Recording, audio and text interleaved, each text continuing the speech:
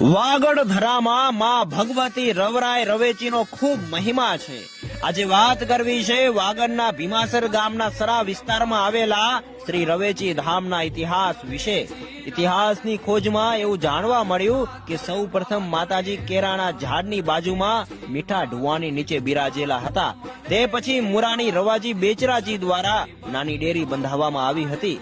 વિક્રમ સંવત 2039 આસો સુદ દશેરાના દિવસે ભીમાસર ગામનું જેતાણી કુટુંબ દ્વારા મોટી ડેરીનું ખાત મુહૂર્ત કરવામાં આવ્યું.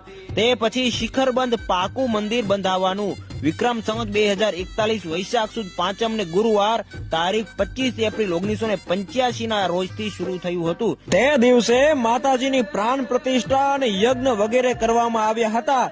તે દિવસ સાચે ઉત્સવ બની ગયો હતો. ત્યાર પછી માતાજી અને ખેતરપાર દાદાની ભીમાસર ગામમાં રથયાત્રા નીકળી હતી. વિક્રમ સંવત 2046 માં મંદિરને અડીને આવેલું કુવાવાળું ખેતર ભચીબાઈ રાયધનજી દ્વારા રાજી ખુશીથી માતાજીને અર્પણ કરવામાં આવ્યું હતું.